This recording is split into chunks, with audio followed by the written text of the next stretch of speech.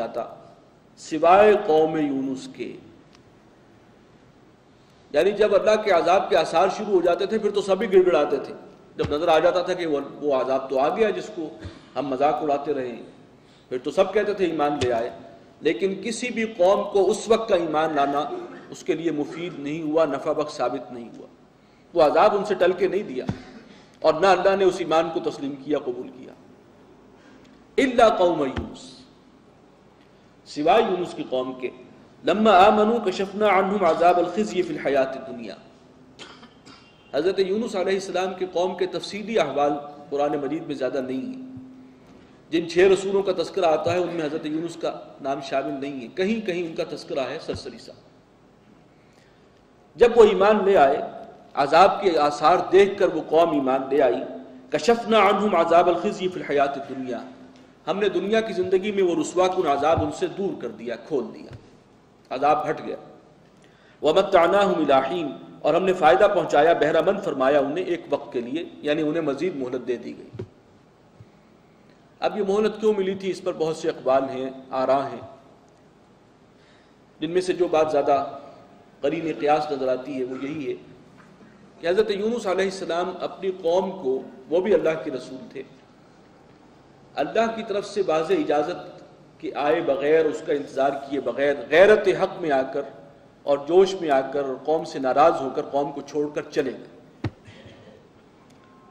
جو ان کا place of duty تھا اس کو انہوں نے چھوڑ دیا اللہ تعالیٰ کی طرف سے واضح پرمیشن کے بغیر. اس کا کریڈٹ مل گیا قوم کو. طے تو ہو گیا تھا قوم پر عذاب آنا ہے، لیکن اب مزید انتظار کرنا کہ جب اللہ کا حکم آئے گا تو وہاں سے اپنی قوم کو چھوڑ کر رسول نہیں جا سکتا جب تک کہ اللہ کی واضح اجازت نہ ہو. تبھی آپ کو معلوم ہے ان کا قصہ جو اور جگہوں پر آیا ہے کہ وہ کشتی میں سوار ہوئے اور کشتی جو ہے ڈوبنے لگی تو لوگوں نے کہا کہ کوئی اپنے آقا کا بھاگ کر آیا ہوا ہے غلام، اپنے آقا کو ناراض کر کے آیا اس لیے ڈول رہی ہے. قرآن اندازی ہوئی، ان کا نام نکل آیا پرچی میں. سب نے کہا کہ یہ تو بہت نیک شریف آدمی لگتے ہیں، یقیناً غلطی ہوئی ہے. دوبارہ قرآن اندازی کی، سبارہ کی، ہر دفعہ انہی کا نام آ رہا تھا. لہٰذا اپنے اس روایت کے مطابق انہیں کشتی سے جو ہے پھینک دیا گیا سمندر میں، اور پھر سمندر میں مچھلی نے نگل لیا اور پھر اس مچھلی کے پیٹ میں انہوں نے دعا کی لا الہ الا انت سبحانک انی کنت من الظالمین، اور پھر اللہ تعالیٰ نے ان کی توبہ قبول فرما لی. تو وہ جو ایک چھوٹی سی غلطی ان سے ہوئی تھی، تو ہمارے حساب سے تو غلطی نہیں بنتی، ان کے معیار و مرتبے کے حوالے سے اللہ کی نگاہ میں اس کا کریڈٹ قوم کو چلا گیا کہ جب عذاب کے آثار شروع ہوئے اور لوگوں نے کہا کہ ڈھونڈیں کہاں ہیں یونس، تو یونس علیہ السلام موجود نہیں تھے.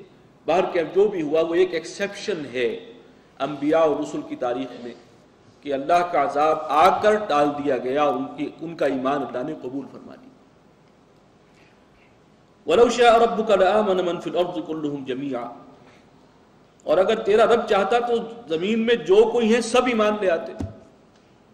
کیسے ممکن ہے اللہ کا کوئی کفر کرتا اگر اللہ تعالیٰ لوگوں کو یہ آپشن ہی نہ دیتا؟ سینکشن تو ساری اللہ کی ہے، چوائس تو اللہ نے دیا ہے. أَفَأَنْتَ تُكْرِهُ النَّاسَ حَتَّى يَكُونُوا مُؤْمِنِينَ، تو کیا تم لوگوں کو مجبور کرو گے کہ وہ صاحب ایمان بن جائے؟ اس میں بھی گویا کہ وہ ایک مغایرت ہے، جو ایمان نہیں لاتا تو جائے بھاڑ میں، اب نقصان اسی کو ہوگا. ہم کسی کو زبردستی تو راہ ہدایت پر لانے والے نہیں. وَمَا كَانَ لِنَفْسٍ أَن تُؤْمِنَ إِلَّا بِإِذْنِ اللَّهِ، اور کوئی کسی نفس کے لیے ممکن نہیں، کسی انسان کے لیے کہ وہ ایمان لے آئے مگر اللہ کے حکم سے، اللہ کی توفیق سے. یہ ایمان لانے کی جو توفیق ہے وہ بھی اللہ تعالیٰ ہی کی طرف سے ملتی ہے. وَيَجْعَلُ الرِّجْسَ عَلَى الَّذِينَ لَا يَعْقِلُونَ، اور اللہ تعالیٰ گندگی مسلط کر دیتا ہے، کفر اور شرک کی گندگی اور غلاظت ان لوگوں پر کہ جو عقل سے کام نہیں لیتے اور سمجھنے کے لیے تیار نہیں ہیں. قُلِ انظُرُوا مَاذَا فِي السَّمَاوَاتِ وَالْأَرْضِ، کہیے کہ دیکھو کیا کچھ ہے آسمانوں اور زمین میں. وَمَا تُغْنِي الْآيَاتُ وَالنُّذُرُ عَنْ قَوْمٍ لَا يُؤْمِنُونَ، اور یہ تمام نشانیاں اور تمام ڈرانے والے جو ہیں یہ فائدہ نہیں دیں گے اس قوم کو کہ جو ایمان نہیں لا رہی، جس نے طے کیا ہوا ہے، جو ادھار کھائے بیٹھے ہیں کہ ایمان نہیں لائیں گے. انہیں ان نشانیوں سے اور ان تنبیہات سے کوئی فائدہ نہیں ہو رہا. فَهَلْ يَنْتَظِرُونَ إِلَّا مِثْلَ أَيَّامِ الَّذِينَ خَلَوْا مِنْ قَبْلِهِمْ، تو اب کس بات کے منتظر ہیں سوائے اس کے کہ جو پچھلی قوموں پر جو دن آئے تھے جو ان سے پہلے قومیں گزری تھیں اسی طرح کا ایک دن ان کے اوپر بھی آ جائے، عذاب استیصال والا۔ قل فانتظروا، کہیے کہ اب انتظار کرو، انی معکم من المنتظرین، میں بھی تمہارے ساتھ ہوں اب حالت انتظار میں۔ یہ آیات بتا رہی ہیں کہ جیسے اب ان کے لیے بھی جو مہلت تھی وہ اللہ کی طرف سے ختم ہو رہی ہے۔ ثم ننجی رسلنا والذین آمنوا، اور پھر ہم بچا لیا کرتے ہیں رسولوں کو اپنے اور ان لوگوں کو جو ایمان لائے، یہ ہماری سنت ہے، اور اب تم پر اگر عذاب آئے گا تو ہم رسول کو اور اہل ایمان کو بچا لیں گے۔ کذالک، اسی طرح ہے معاملہ، حقا علینا ننجی المؤمنین، یہ ہمارے ذمے ہے، اہل ایمان کو ہم بچا لیتے ہیں۔ اور یا ایھا الناس ان کنتم فی شک من دینی، کہہ دیجئے کہ اے لوگو اگر تمہیں میرے دین کے بارے میں کوئی شک ہے، کسی شبے میں ہو، فلا اعبد الذین تعبدون من دون اللہ، تو دیکھو میں تو بندگی نہیں کرتا جن کی عبادت تم کرتے ہو اللہ کو چھوڑ کر، ولکن اعبد اللہ الذی یتوفاکم، بلکہ میں تو بندگی کرتا ہوں اس اللہ کی جو تمہیں بھی قبض کرتا ہے، جو تمہیں بھی موت دیتا ہے۔ وَأُمِرْتُ أَنْ أَكُونَ مِنَ الْمُؤْمِنِينَ، اور مجھے تو حکم یہی ہے کہ میں اللہ پر ایمان لانے والوں میں سے بنوں، اللہ پر یقین کرنے والوں میں سے بنوں۔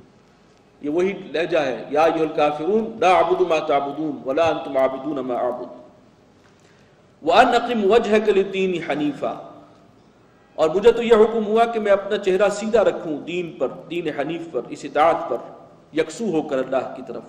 ولا تکونن من المشرکین، اور تم ہرگز نہ بننا شرک کرنے والوں میں سے۔ ولا تدع من دون اللہ ما لا ينفعك ولا يضرك، اور اللہ کے سوا مت پکارو ایسی ہستیوں کو جو نہ تمہارا نفع کر سکیں، کچھ فائدہ تمہیں پہنچا سکیں اور نہ تمہارا کچھ بگاڑ سکیں۔ فَإِن فَعَلْتَ، پھر اگر تم نے ایسا کیا، اللہ کے سوا کسی اور کو حاجت روائی اور مشکل کشائی کے لیے پکارا، فَإِنَّكَ إِذًا مِّنَ الظَّالِمِينَ، تو پھر تم بھی ظالموں میں سے ٹھہرو گے۔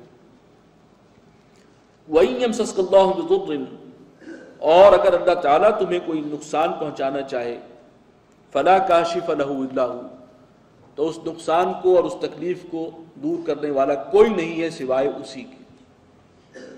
اگر اللہ کا فیصلہ ہے کہ تمہیں کوئی نقصان پہنچنا ہے، کوئی تکلیف پہنچنی ہے، تو کوئی اس فیصلے کے آڑے نہیں آ سکتا سوائے اس کے کہ اللہ ہی اپنا وہ فیصلہ وڈرا کر لے۔